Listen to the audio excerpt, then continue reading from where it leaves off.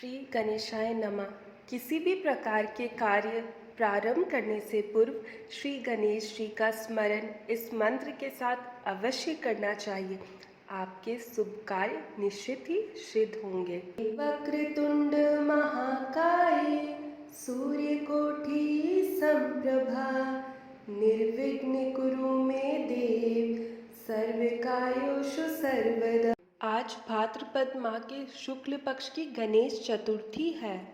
गणेश चतुर्थी के दिन गणेश जी की व्रत कथा अवश्य सुननी चाहिए। इससे आपके सभी प्रकार के जो भी मनोकामनाएं हैं वो पूरी होती है।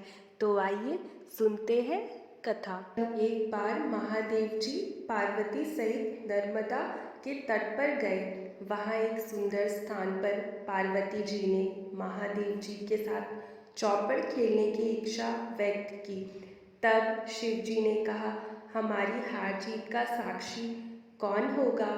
पार्वती ने तत्काल वहाँ की घास के तिनके बटोरकर एक पुतला बनाया और उसमें प्राण प्रतिष्ठा करके उससे कहा, बेटा हम चौपड़ खेलना चाहते हैं, किंतु यहाँ हार जीत का साक्षी कोई नहीं है, अतः खेल के अंत में तुम हमारी हार जीत के साक्षी होकर बताना कि हमने से कौन जीता है कौन हारा है। खेल आरंभ हुआ। देवयोग से तीनों बार पार्वती जी ही जीती। जब अंत में बालक से हार जीत का निर्णय कराया गया तो उसने महादेव जी को विजय बताया।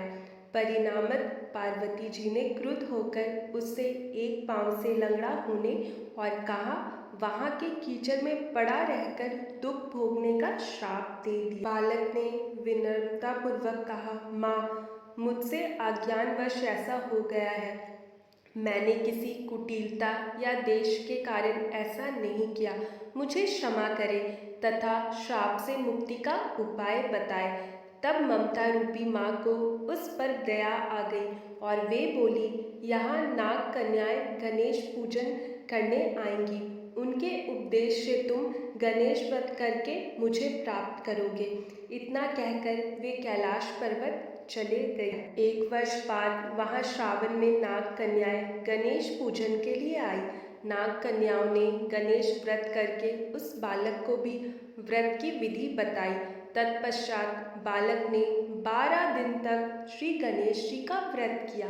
तब गणेश जी ने उसे दर्शन देकर कहा, मैं तुम्हारे व्रत से प्रसन्न हूँ, मनोवांछित वर मांगो। बालक बोला, भगवान मेरे पाँव में इतनी शक्ति दे दो कि मैं कैलाश पर्वत पर अपने माता पिता के पास पहुँच सकूं और वे मुझ पर प्रसन्न हो जाए। गणेश जी तथास्तु कहकर अर्ध्य ध्यान हो गए। बालक भगवान शिव के चरणों में पहुँच गया। शिव जी ने उससे वहाँ तक पहुँचने के साधन के बारे में पूछा। तब बालक ने सारी कथा शिव जी को सुना दी।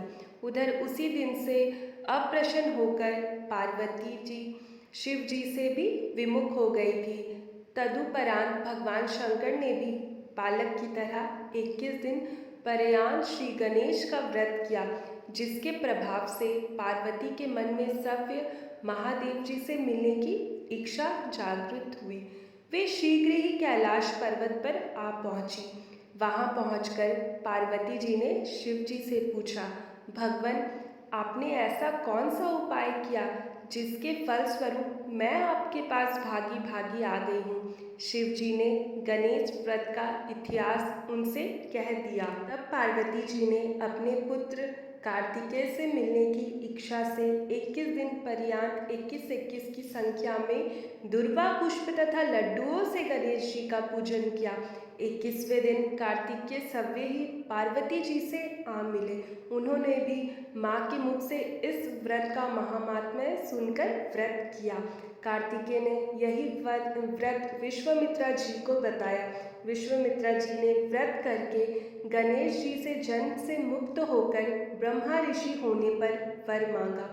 गणेश जी ने उनकी मनोकामना पूर्ण की। ऐसे ही श्री गणेश जी जो सबकी मनोकामनाएं पूर्ण करते हैं। जो भी मनुष्य विधि विधान से गणेश चतुर्थी का व्रत रखता है या पूजा करता है, उसे सब फल की प्राप्ति होती है और साथ ही साथ इस व्रत की कथा सुनने व पढ़ने मात्र से जीवन के सभी विघ्न दूर हो जाते हैं और भगवान गणेश का आशीर्वाद प्राप्त होता तो प्रेम से बोलिए श्री गणेशाय नमः।